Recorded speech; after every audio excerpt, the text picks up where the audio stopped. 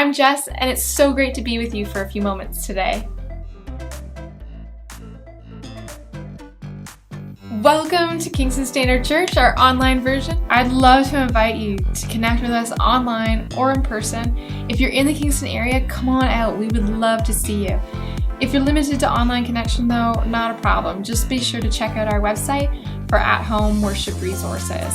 But in the description box of this video, you're going to find the link to our website. As well, you can always follow us on YouTube and like us on Facebook, and be sure to subscribe to both so that you'll stay up to date on all the new content when it's posted.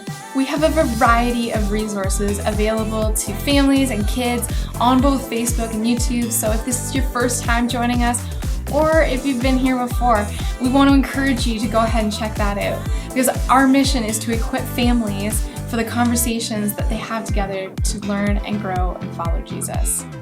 And if you want to touch base personally, then feel free to reach out. You can send us a message on Facebook, or you can use the address below.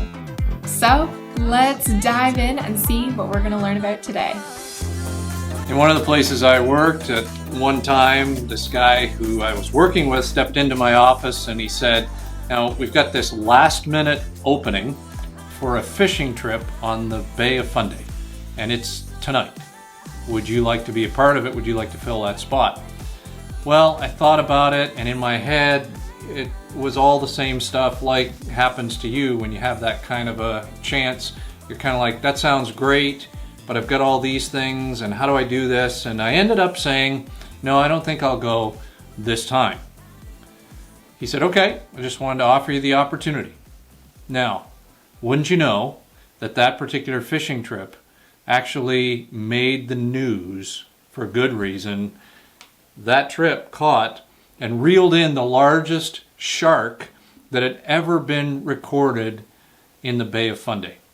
Now, I figured I had other stuff to do. What was I thinking and missing out on that opportunity? And there are moments like that we all experience in our days. Sometimes it's when we're encouraged to try something new or to respond to an opportunity. Sometimes it's when we're sorting through all of the options that we have in front of us. And we all know that if we take the posture, boy, I need to do everything, then life will simply go nuts on us. But if we take the posture, I'm going to do nothing, life will simply fade away from us. So we all want to get in on the important moments. How can we start to discern them better?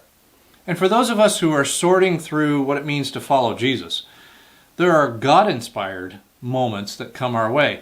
And they don't always come with this flashing arrow that says, this is it.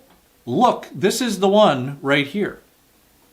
But if we could prepare our lives to respond to God, maybe we might see the grace of God as something that we could be part of that could be pretty cool. Now today, the hero that we're looking at that doesn't have a cape, her name is Lydia. And Lydia is going to nudge us a little bit in that direction. What we find is her story in Acts chapter 16. We really don't have much of a backstory on Lydia. We know she's a wealthy and influential woman in the community of Philippi. The text points out that it is her household who comes to Christ, and so that would be unique in her era because in the culture she lived in, it would have been very rare for someone not to have had a male patron, whether it was a father or a husband or some kind of an older brother. Was she single, divorced, widowed? We don't know for sure. Scholars have assumptions of her age and her status. We do know she was a prominent businesswoman who was involved in the sale of purple cloth. Now, purple cloth was actually a luxury textile. It would have been extremely expensive, way out of reach of the average person. So she had a very select clientele. In fact, the only people who wore purple were royalty as well as the very, very rich. So she would have had some of the most influential people in her community as people that came to her for her textiles as well as her fashion sense. Only the royalty and the very richest of the rich, the most connected people in the entire community. Now in her culture, she would have been somewhat unique in her day. Now, you may already know that Luke is the author of the book of Acts. And in this unique part of the book, Luke, in one of these few places, is including himself in the narrative. Scholars believe he was on this trip with Paul. So this is him speaking here in Acts 16, verses 11 through 15. We boarded a boat at Troas and sailed straight across to the island of Samothrace. And the next day, we landed at Neapolis. From there, we reached Philippi, a major city in the district of Macedonia and a Roman colony. And we stayed there several days. On the Sabbath, we went a little way outside of the city to a riverbank where we thought people would be meeting for prayer. And we sat down to speak with some women who had gathered there. One of them was Lydia from Thyatira, a merchant of expensive purple cloth, who worshipped God. As she listened to us, the Lord opened her heart, and she accepted what Paul was saying. She and her household were baptized, and she asked us to be her guests. If you agree that I'm a true believer in the Lord, she said, come and stay at my home. And she urged us until we agreed. Now, just prior to this encounter with Lydia, in the few verses between verses 6 and 10, we get to see how Paul ended up here with his entourage. Paul had a dream to go to Macedonia. It was a calling that God was placing on Paul to plant the first church on the European continent. And Philippi was going to be part of that process. And so Paul, in his usual pattern that we see elsewhere in Acts as well, he would have expected to land in town, get some kind of connection as it relates to accommodations for sleeping, and then following his usual habit, he would look around for people who were gathered for some kind of worship. And often it started with a synagogue. But in Philippi, there was no synagogue, which means 10 men, which is what it takes to build a synagogue in a community, weren't even interested in the worship of God. There weren't even that many people that were connected to what God wanted to do in the city of Philippi. This was not a city that was open to really any other worship other than the Roman pantheon of gods. And so Paul also knew that in a local community where there wasn't a synagogue, the worship would oftentimes happen by water, by a river, in case there was some ritual washing that people were wanting to participate in. So this is where they found this group of women. Now it seems Lydia was the patron of this local group who worshipped as Jews. But she herself wasn't Jewish. And as we read, the Holy Spirit worked in Lydia. She confessed and followed Jesus, was baptized right there. Now, as we saw, she also offered space in her home. And we can miss how complex this offer was really in her culture. It was an appropriate offer, but it was also courageous to let these foreign people stay at her place. We know it was a hostile city, and she was already the host for meetings of a non-Roman sponsored worship gathering. And we see later the whole town gets riled up about Paul and his friends. Even after their arrest, overnight imprisonment, and an earthquake, she continues to connect with Paul, Silas, and the rest of the traveling crew before they leave town. Now clearly, her trust in God shows her courage in the face of some deep local risks. Her generosity, despite the challenge of her already large day-to-day commitments for her household. And ownership of taking some leadership with commitment in this new faith. One of the places that we moved in ministry, we did a rental truck to self-move as well as a trailer, and so these two vehicles tied together became our caravan that we worked our way to our new location. And until we got on the road, we didn't realize the specific vehicle we had a governor on the engine.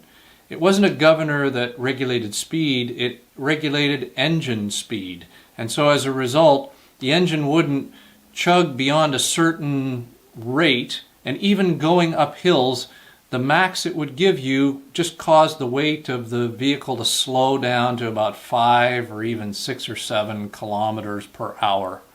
And you can imagine how dreadful it was to be caught behind us on the highway at that particular point, as we just gradually slowed down out of no desire of our own. And it was frustrating to drive because it took so much longer to get places. Any little hill would just absolutely almost stop us. It actually ended up taking about 8 extra hours to arrive at our destination. Now, it's interesting when we talk about limits that Lydia's story is so fascinating to us, because there's lots of limits that could have ultimately allowed Lydia's story to fade into the oblivion of history. But her trust in God ultimately removed so many of those limits, those governors that we impose upon ourselves sometimes. Limits that would have been reflected in her culture, limits that would have been reflected in her fears, limits that would have been reflected about how she was perceived and how she would have been received as someone who had a wonderful business in her community. Now, truly, God allowed her to step into this opportunity that would have been pretty easy to pass up. So, what is it we can see about Lydia that God saw, that as she was being led by Him to pass these limits, that allowed her to take this small step into what became a very cool moment? I'd suggest to you that God saw an open heart in her courage. Now, her heart was ready for God to work in her. She'd put herself in a position to be around people who were listening to what God had to say. A lot more could be said at this point about the critical importance of gathering with people and not allowing ourselves to become isolated in faith. Now, Lydia, who was open to learn, even though she already was quite a force to be reckoned with, had an opportunity to step into what God was doing in Philippi. She was part of the ground floor of God's work in that region. And if you read on, you'll see in the book of Acts, just after what we read, how Paul interacts with a slave girl and then with a jailer who, no pun intended, was shaken to the core in an earthquake after seeing Paul and Silas freed from jail.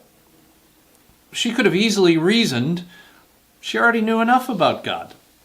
There are many other Jews that figured that following Jesus wasn't necessary. They knew everything they needed to know about God at that particular point.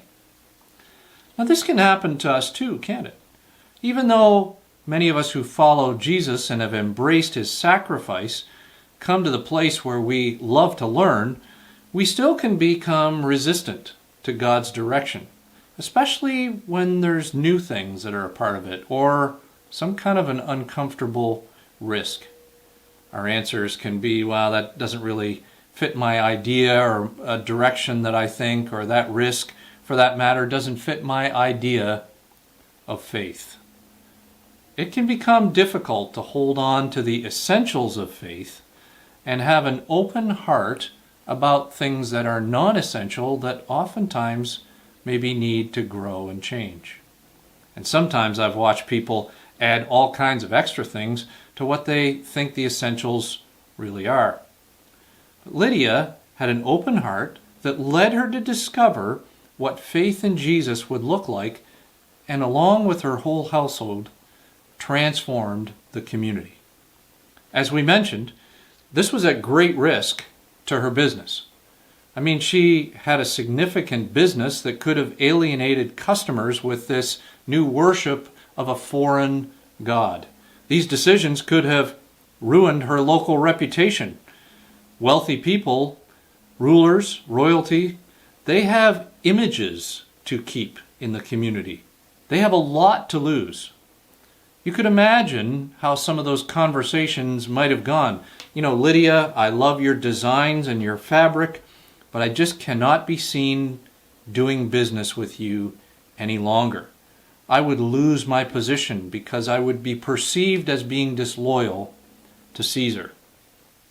Now Lydia, just like you and me, in some of those private moments, I'm sure she faced those moments where her mind was racing with all those catastrophic scenarios. But even so, she trusted God with an open heart that reflected her courage. But I believe God also saw an open home which reflected her generosity. It was really a no hesitation move at all for her to open her home. She invites Paul and his entourage to stay at her place, to feed them, to house them, without any kind of an end date in mind. And this wasn't just one or two like Paul and Silas. It was at the very least 4, and it might have been 10 or more. We know that Paul always traveled with a group of people. We know Silas was with him. We expect Luke was with him. And at this point, there's good indication Timothy and even more were a part of his circle. Now, if we think about her generosity for just a moment, it's interesting to contrast it to somebody you may recall who encounters Jesus in the Gospels. And the story goes in a whole other direction. It's this rich young ruler who went away sad because he had much wealth. On the other hand, Lydia, who had much wealth, steps in and shows that it wasn't the money that was the problem. It was who was in control of it. The rich young man, his story is a cautionary warning that it's possible for us to love money more than we love God. And both the rich young ruler and Lydia would know that when it comes to the godly direction on money, it's in the Old Testament, it's reiterated again in the New, and even emphasized more, that it all belongs to God. We're only managers for a very brief time, and we need to be wise, but it's amazing sometimes how we put our trust in ourselves, in how we provide for our own needs, or in the way that we give, whether it's to others or to God's priorities. Now, this is not about guilt here. This is about discovering the same beauty and joy and relief and opportunities as Lydia. Because part of being someone who had an open home meant that she understood her place with the wealth and resources that she managed. Her generosity was actually an expression of gratitude. It wasn't intended to try and curry favor with Paul or with God or whomever. But she trusted God with the resources of her household, with an open home that reflected her generosity. I believe God also saw someone who was growing with open hands, meaning that she was reflecting she was going to take ownership in this new venture. She was willing to take responsibility with this budding church in Philippi. The scripture suggests she was a meeting place provider. Already mentioned how she accommodated Paul and his group. Many would suggest that she was mentored both by Paul and even by Luke to lead the church in Philippi. So she was a clothing designer / church planter who adopted the mission of Jesus and reorganized her life completely around making it possible. And she put her hands to work. And my wife and daughter this year took their first crack at a small garden where we live. And it reminded me of a rather large garden that we planted when I was a kid with my family, planting potatoes and beans and cucumbers and carrots and peas, etc., etc., etc. There was a lot of seed that ended up in the ground to be able to get a harvest. So when the Bible talks about seed and investing in people's lives, it talks in that same way that it takes a lot of seed to spread, and we need to be generous with our seed and spread it a lot and often. When Paul walked into Philippi, there really wasn't much hope of any kind of church to develop. But if we read on, we know not only was he not there long, but he was asked to leave after being wrongfully beaten and imprisoned. Remember the whole earthquake deal. So what's left are now a few people that are part of this small nucleus.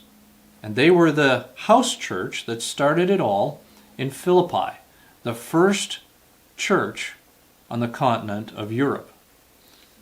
Later on, if we look in the book of Philippians, we understand Paul writing to them, and he applauds them for their partnership in the gospel and for their generous spirit, for their encouraging heart, and the way that they are continuing to serve Jesus.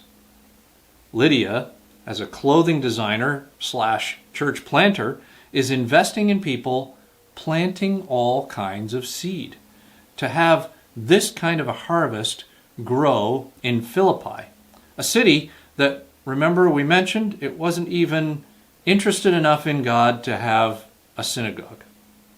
The gospel multiplied in this setting, and she invested in her skills and was continuing to see them grow further, to see the gospel multiplied in her city.